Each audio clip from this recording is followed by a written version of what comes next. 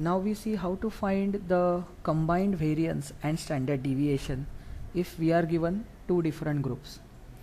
So look at the table. We are given the information related to two groups, group 1 and 2.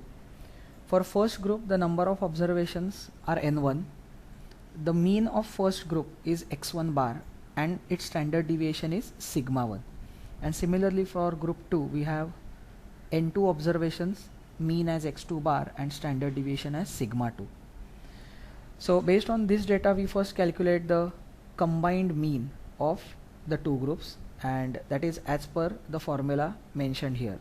That is, a combined mean x bar is given by n1 x1 bar plus n2 x2 bar whole upon n1 plus n2. If you look at closely this to this formula, you will come to know that it still follows the fundamental concept of finding the mean. That is nothing but the sum of all observations upon the total number of all observations. So to get the sum of all observations, we must have sum of observations in group 1, isn't it? And that is nothing but number of observations in it into its mean.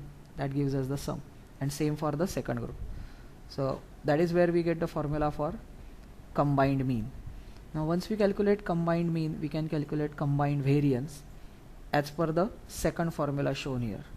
So that goes as per n1 into sigma 1 square plus d1 square plus n2 into sigma 2 square plus d2 square whole upon sigma 1 plus sigma 2.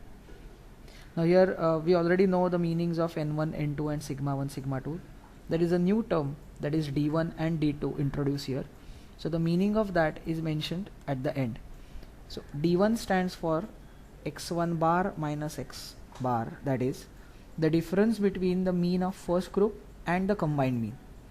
And similarly d2 is the difference between the mean of second group and the combined mean. So once we calculate these differences, we plug them in the formula of combined variance and calculate the same. And taking the square root of variance, of course we will get the value of combined standard deviation.